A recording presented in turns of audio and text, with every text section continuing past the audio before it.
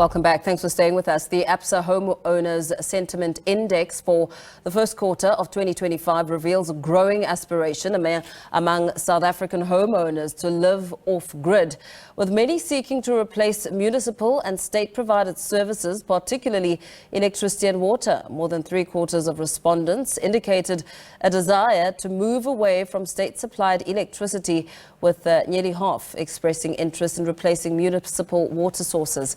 Now, Head of Strategy and Partnerships at Absa Home Loans, Tshepo Mashashane, joins us for more. A very good evening to you. Thank you so much for your time. I mean, there's a growing aspiration among South African homeowners to live off-grid, all in pursuit of greater sustainability and self-sufficiency. What are the driving factors behind this move? Well, thank you so much for having me. I think what we have seen from the survey coming through is certainly that drive for self-sufficiency from many of the consumers. And one of the other drivers of this as well is the recent interruptions that we've had as far as water and electricity. So these are some of the drivers that are really driving consumers. But lastly as well, what is an emerging theme is more of sustainability consciousness that is starting to come through from many South Africans as well. So with many seeking to replace municipal and state-owned services, more, as you mentioned, electricity and water, how does it then change dynamics with getting assistance from the banks? What does it mean for the banks with these trends that are being seen? Certainly from our end, we already have solutions that are there in place to be able to support and assist customers as well as aspiring customers that wants to be able to start going off-grid. We've got those types of solutions that are there to be able to support customers that want to be able to go that way. But also even for our existing customers that already live in their homes, that have that aspiration now to be able to start going off-grid, more particularly in terms of those drivers that we've spoken about as far as electricity and water is concerned. So we have been running those types of propositions, specifically then making sure that they become even much more accessible to South Africans.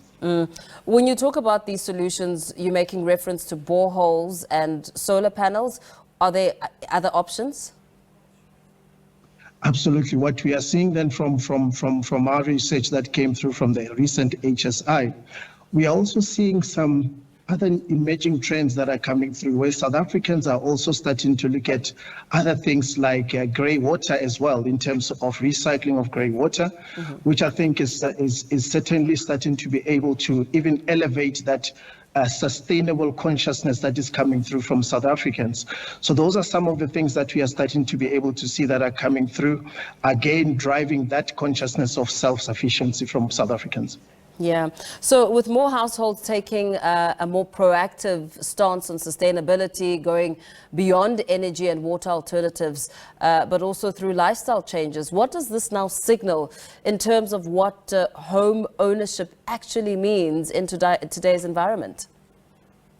We're definitely seeing a shift that is starting to be able to emerge in terms of how homeowners are thinking, but just that consciousness that is starting to be able to emerge. Of course, as it started, it was really spurred by the interruptions that we have seen on energy, but certainly there is more and more of that consciousness that's starting to come through. In fact, when we looked at other aspects of the report, we started to see as well some other sustainable practices that we are seeing from South Africans, such as South Africans starting to be able to grow their own vegetables as well as some of the fruits as well themselves in their gardens. I think that is starting to be able to show some level of shifts that is certainly happening in this market. As we recognize those shifts, what is the sentiment, would you say, across the property market when it comes to buying, selling, or buying versus renting?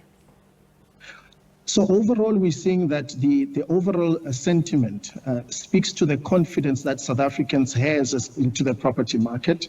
So quarter on quarter, we saw that the sentiment actually decreased by 2 percentage points. But I must mention that the latest score of 85% that we have seen is the second highest that we have seen in the last 10 years. I think that also speaks then to the confidence that South Africans has into the market. When it comes to buying sentiment, that on its own has stayed flat quarter on quarter. And also similarly as well, the same for investor sentiments as well. And those, I think, are good indications of how confident South Africans are as far as the market is concerned. Lastly, when it comes to the selling sentiment, that dropped slightly by 2 percentage points, as South Africans also play that wait and see type of approach in terms of the current climate and economic environment that we are operating in. Very well. And what about homeowner sentiment across the provinces? What are the findings there?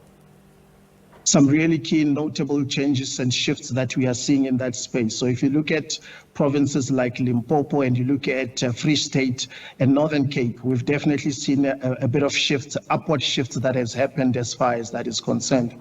But some of the notable shifts that we are seeing as far as the provinces are concerned, we are continuing to be able to see that inward migration into Western Cape. And we are starting to be able to also see a similar shift into a province like Eastern Cape as well. So that also starts to be able to give an indication in terms of where home buyers are starting to look at, specifically at a provincial level. Very well. Thank you so much for speaking to us this evening. Head of Strategy and Partnerships at Absa Home Loans, Tshepo Mashashane.